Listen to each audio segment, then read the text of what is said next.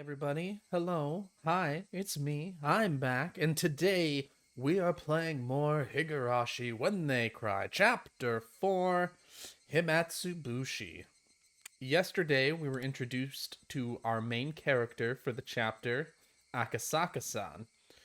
Akasaka is a detective from the city, Tokyo. He's a detective from Tokyo, and his wife is pregnant, and he has been called to investigate the small village of Hinamizawa to see if they have anything to do with the capture of an important politician's grandson. That's basically as far as we got. We saw him meet Uishi yesterday, and that's about it. Got a brief rundown of what Hinamizawa is capable of and why Hinamizawa is such a red mark, we'll call it. So, yeah, that's about all you missed if you didn't watch the last part. And you're basically caught up with everyone else now. So let's just jump right on into it. Chapter 2, let's go.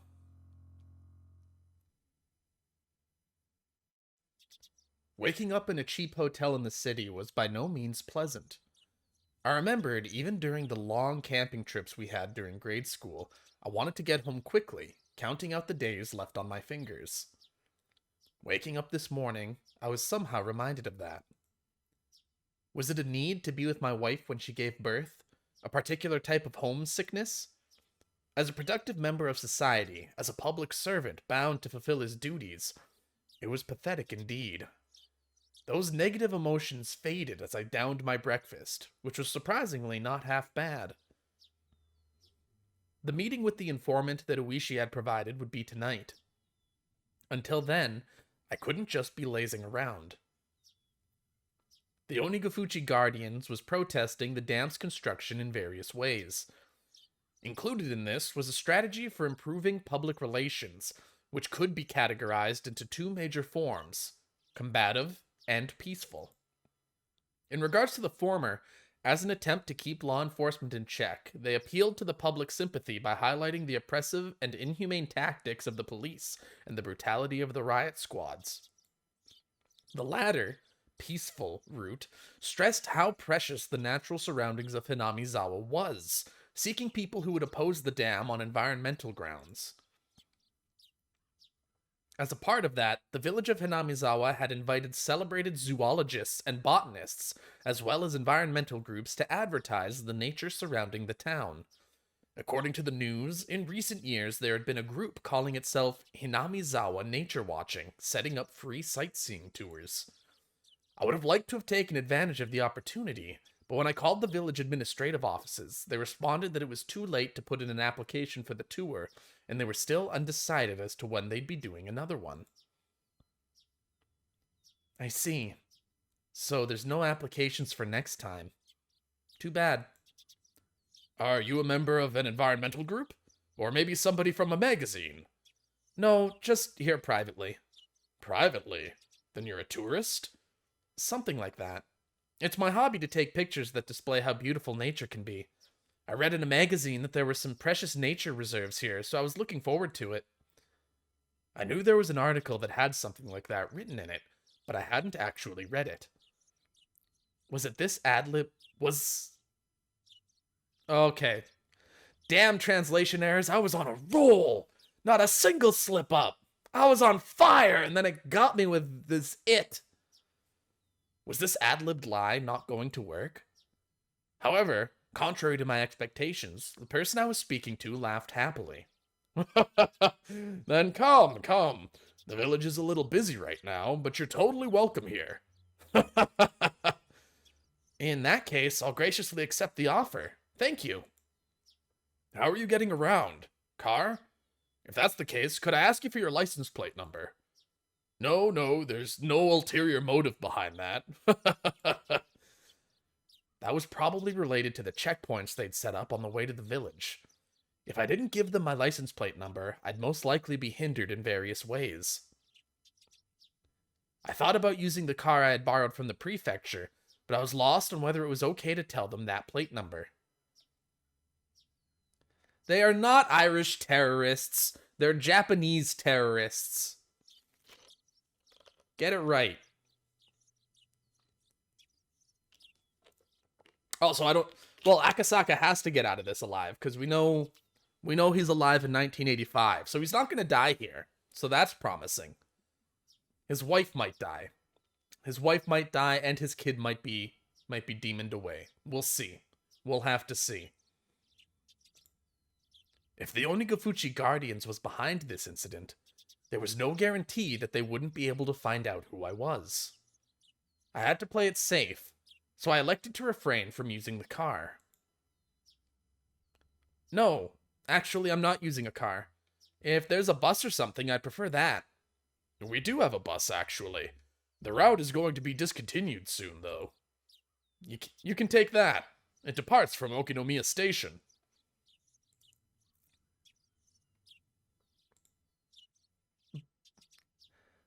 How to Make Government Go Away by Patty Strongjaw.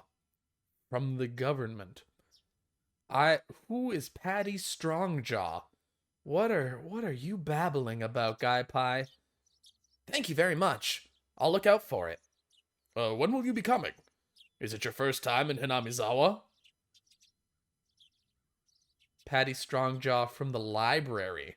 Oh, that makes it so much clearer. I have no idea who Patty Strongjaw is. If it is, you must be unsure about a lot of things. Generic Irish name.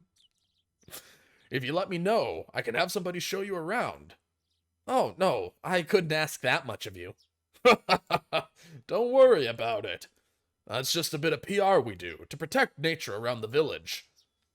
Judging by what I saw at the checkpoint, the villagers were at the very least wary of outsiders. That's why, in order to move in and out of the village freely, I had to travel with somebody like Oishi or side with the dam protests. Having an interest in the natural environment surrounding the village tied into the peaceful type of PR that the village was using.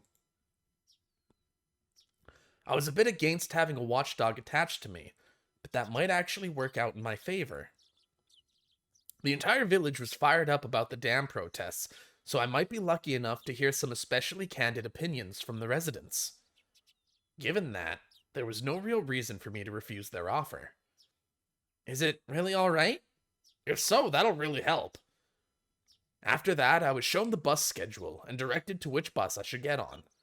Somebody would come and meet me at the bus stop in the village.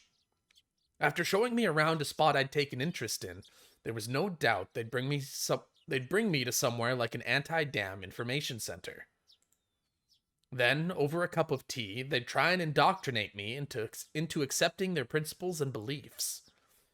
Well, if that was their aim, there'd be a lot of freebies involved. The world is about give and take, after all. I couldn't be going in a suit. I pulled some plain clothes out of my travel case and changed into something more casual. After that, after calming down by watching some local television, I left the hotel and set out for Okinomiya Station. The bus route that I was told would soon be discontinued certainly didn't look that way. There was more than enough trips on the schedule, and the number of passengers was by no means sparse.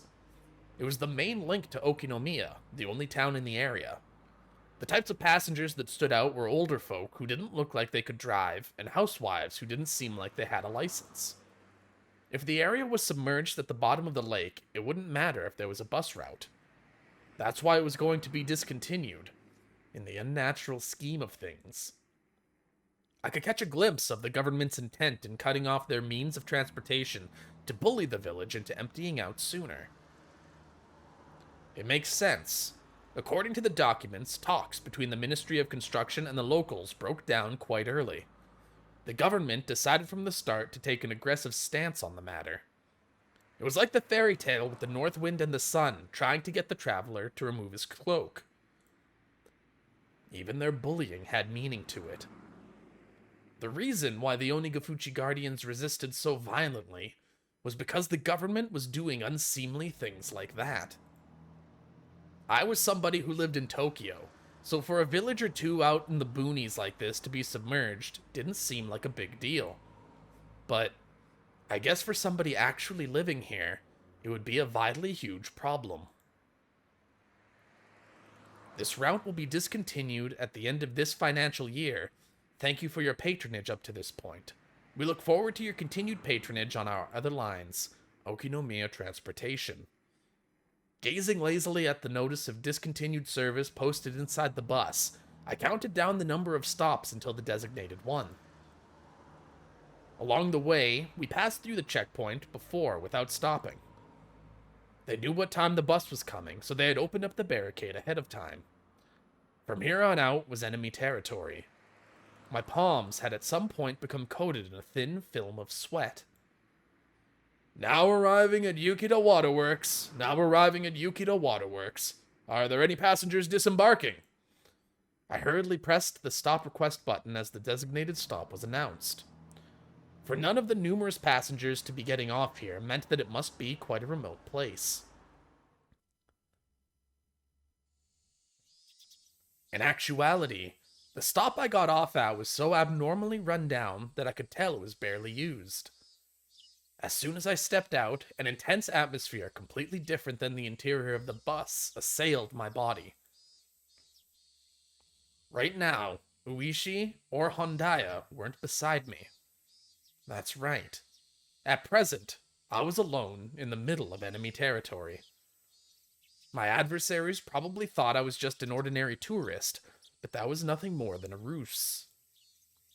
But if by some mistake my true identity was to be exposed, it brought back the terrifying words I had heard at the prefectural office, that if somebody was attacked in Hinamizawa with a knife, there wouldn't be any evidence left behind. I didn't seem suspicious, did I? My clothing was currently casual. It was exactly the type of clothing that a city slicker that viewed the countryside as a wholesome getaway would wear. A camera and knapsack. Inside were various things needed for hiking. It was still only June, and maybe it was unusual, but the sun was shining down like it was already the middle of summer. The fact that I didn't bring a hat must seem odd. No, it wasn't something to be that concerned about. It's all right. I was just a normal tourist. Just normal. Self defense 88mm flat gun. Maybe he should have just hid it away in his hotel room or something. Was there anything suspicious about me? Asking that, as I turned around to look at the bus that was departing,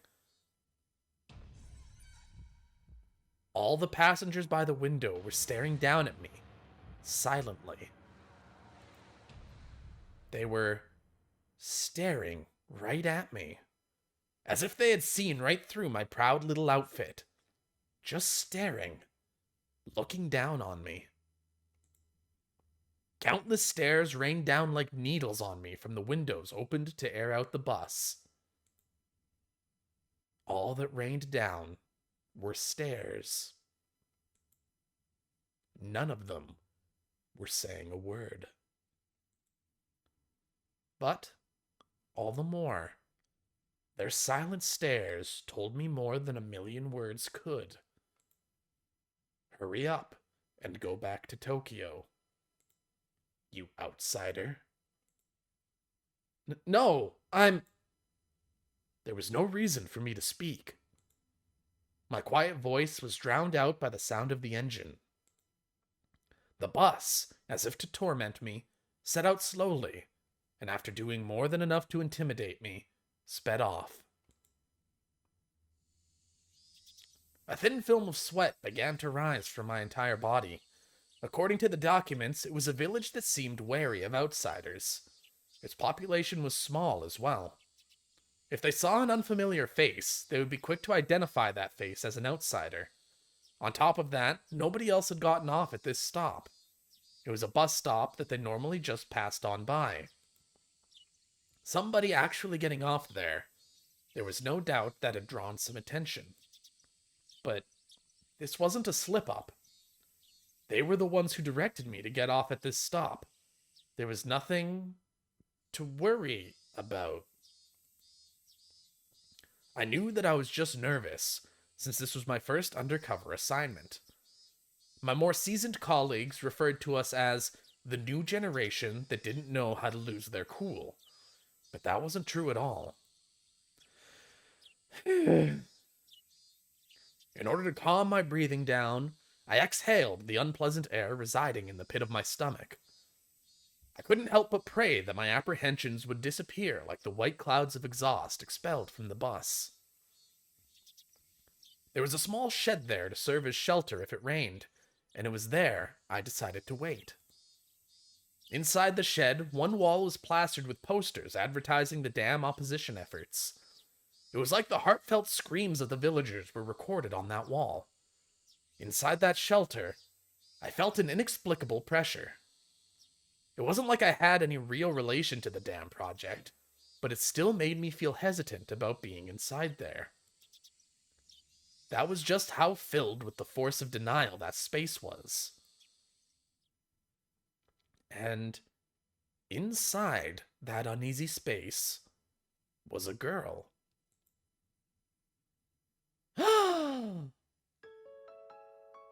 Inside that shed covered in words written in broad brushstrokes berating the policies regarding the dam and calling for action, there was a girl sitting there with a drowsy gaze, as if half asleep.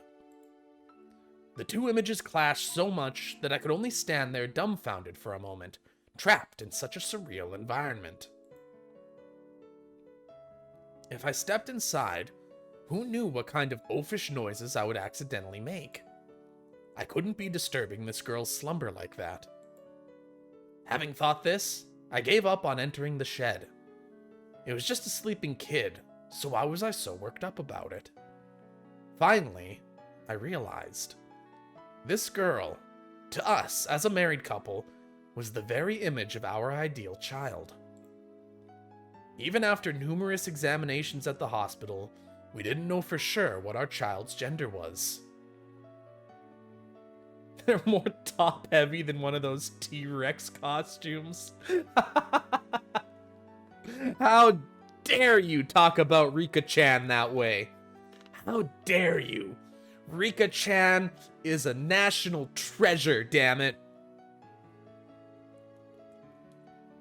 A national treasure, and I will not stand for this ridicule of that charming young child. Even after numerous examinations at the hospital, we didn't know for sure what our child's gender was. Whether we could tell if they were a boy or a girl was, in the end, dependent on whether or not we could get an image of their genitalia. There was, of course, no guarantee that it was a girl, but with things the way they were, the possibility was high. Even so, Yuki had been saying that the chances that it was a boy or a girl were even. But in my heart, I had already decided that our coming child was a girl. Since the day I decided that until now, it was so fun to imagine how our child would grow up that I couldn't help myself. Amongst those numerous imagined forms, the one that I thought to be the most ideal had materialized right in front of me. Of course, a little of it was due to the circumstances. In my ideal image, her hair would be on the short side. The girl in front of me, though, had long hair. It was almost if somebody had taken my ideal and made some small adjustments. It certainly wasn't something unpleasant. Even so, I felt like I was sullying her just by looking at her like that. She had an immaculate, no, a divine air about her. Child is trans. That girl with an angelic smile, with a yawn wide enough you could see her molars, woke up all of a sudden. I didn't mean to peep, but locking eyes with a girl who had just woken up like this somehow made me feel like I was playing a prank on her. I wasn't doing anything shady, but I became flustered. The girl spoke. No. Cried out? Meep. Meep? Like that character on the show with the Muppets? With the puppets? With the orange hair? I thought it was one of those greetings kids do. So in order to prove I wasn't a suspicious person, I responded in kind. Meep? Meep? Meep? The girl stared at me dubiously, with a doll-like expression. Cute, but cold and hard to read. Well, I wouldn't be surprised. There was, after all, an unfamiliar man right in front of her when she woke up, who responded with meep when she said the same. They're speaking the language of the gods! We cannot be privy to their conversation. We will never know. It is not for human minds to understand or comprehend. Suspicious. She definitely thought I was suspicious. Meep. Meep.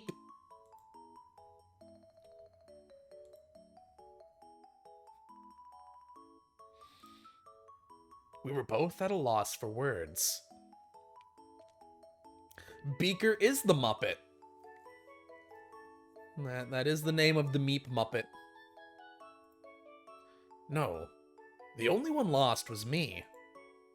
The girl in front of me, as if inquiring about my motives, stared at me intently. In this silence, I felt like I was the one who had to say something first. Damn it. This girl was way better at interrogating somebody than Oishi. I'm not anybody suspicious. I'm... Nipa!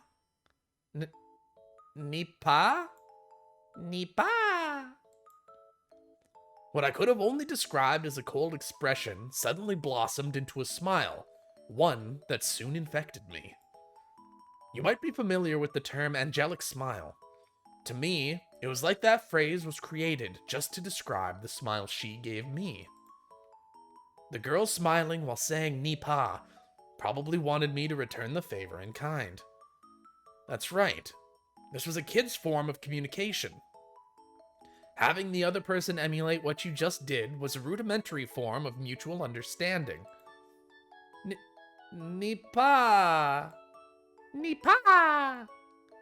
It was a beautiful afternoon in the early summer. What was I doing? Nipa! Nipa! Well, whatever. This was interesting in its own way. If making somebody happy with just a smile was the work of angels, then this girl was definitely one of them.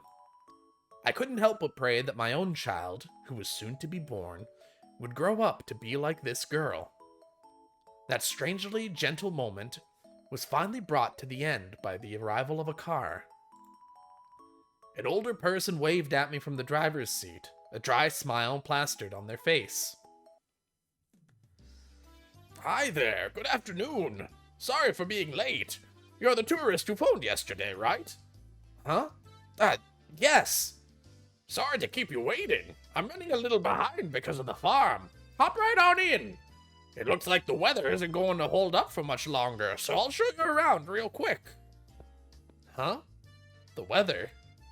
It changes fast round here. There'll probably be evening showers again today. If that happens, you won't be able to take any pictures. Come on, get in, get in. Meep. Turning around, the girl was standing right behind me with an intrigued expression. Her body language somehow reminded me of a stray cat that followed you around after you played with it a little. So charming. Well, if it isn't Rika-chama. Praise be, praise be. Nipa! A girl named Rika with an immaculate smile, and an old man praising her while rubbing prayer beads in his hands. It was a rather mysterious sight to behold. So, the girl turns her face at me, tilting her head a little in a cutesy manner. After seeing that, the elder introduces me as a tourist who came to sightsee Hinamizawa. a youngin' who came to the village for sightseeing. The girl, Rika-chan, said that with a smile as she clung onto my arm. Well, yeah, I heard that this village is surrounded by a precious nature reserve, so I very much wanted to record that with my camera. Even though I look like this, I really like to take pictures. Tomitaki Mark II. Huh? Tomitaki? Huh? Makino, is it okay if I come along too? I couldn't. You could come along, Rika-chama, but there's nothing interesting to see. You should go play near the shrine or something. Meep. A distinctly displeased expression creeped across Rika-chan's face. Being able to show one's emotions honestly on their faces was a privilege young children had. If it's not too much of a problem, could you bring this child along with us? When I said those helpful words, another smile spread across Rika-chan's face with another nipa as she clung to me again. Not bad at all. I want this girl to call me Papa. What's happening?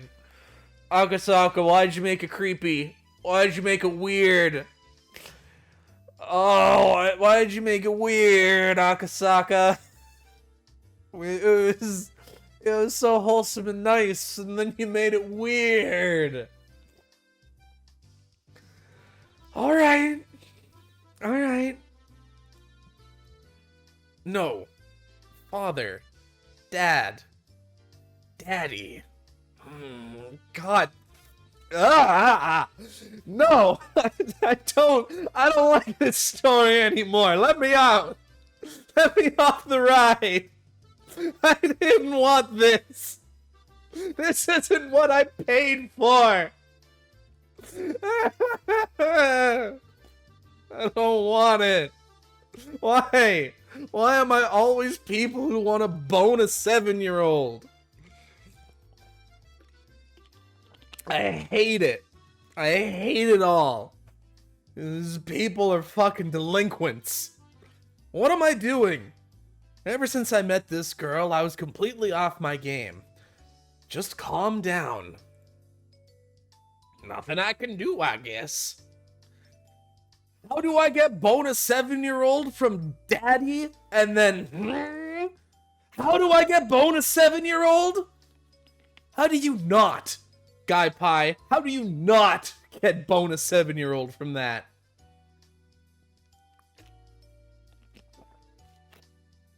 And I did pay for this. This just isn't what I wanted. Rika-chama never listens, even if you say no. Come on, hop on in. Come now, Rika-chama too. The old man descended from the driver's seat and opened up the sliding door of the van, which had Onigafuchi Alliance Town Council stenciled on the side. Rika-chan brushed me aside, dove into his seat, and began bouncing around right away. It seemed like she was thoroughly enjoying the bouncy springs. Come on now, Rika-chama. If you're like that, our guest can't sit down. Hey, Rika-chama! Girls are nice. I wonder if my child will play around like this too. No! It was written in that guide to raising a child that you shouldn't dote on them. Kids are kids. If you don't raise them strictly without spoiling them. It's soft and springy. Nipa! Nipa! I am definitely going to be a terrible father. It was decided that I would be a doting parent before my child was even born. Well then, sir, I'll show you around some places that I think look nice. Have you eaten lunch yet? Yeah, I had a light meal at the hotel. Is that so? Well then, let's get going. We're setting off on a tour of Hinamizawa. Yay! Is it alright if I call you Rika-chan? Sure. My name is Rika Furude. I can already do addition in the 10th digit. Oh, is that true? That's amazing. I don't count on my fingers. I can do it all in my head. The way she insisted upon that was just too cute. At some point, the nervousness I had about being alone in enemy territory had evaporated, like it was never there at all. I had to be at least a little thankful that I met this girl. Well then, let's get going. It's time for Hinamizawa nature watching. The old man stepped on the gas with a great deal of gusto.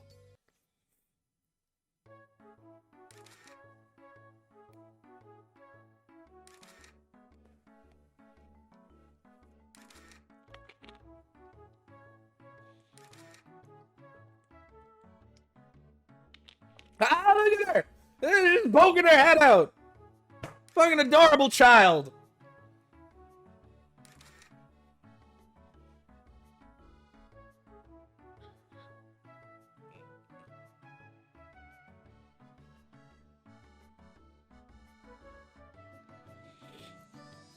The old man, who was apparently named Makino, is he the same Makino that was listed as the auditor of the Onigafuchi Guardians?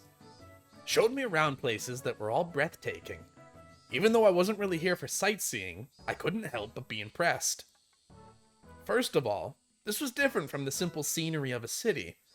The scenery of a charming village like this, no matter how mundane it seemed to the villagers, had a tranquil appeal to it. At first, I was only releasing the shutter as part of my tourist act, but midway through, I found myself taking pictures out of pure interest. Tourist traps had their own unique allure to them, but there was nothing like that here. I was especially captivated by the unspoiled nature of the place. If there wasn't that whole uproar over the dam, I would want to bring Yuki with me here some other time. I wanted her to breathe in this fresh air, as well as show her this rejuvenating verdant scenery. Is something like this that interesting? You're a strange person, Akasaka. No, these cylindrical mailboxes are rare nowadays. They have a certain nostalgic air about them. You wouldn't happen to think they're elegant, would you? Is Hinamizawa fun? Yeah, it's fun. Once she's discharged from the hospital, I'd like to bring my wife here at least once. With the child that would be born by that time. Right now she's in the hospital waiting to give birth. She's due any day now. It'd be nice if they're a cute girl like you. Sir, it seems like congratulations are soon to be in order. Still, that's not good, to leave your wife behind and play around in a place like this. I was momentarily at a loss for words. It was exactly how Makino said. There was no good reason for a man who was waiting for his wife to give birth to be playing around idly in this place. Did I slip up?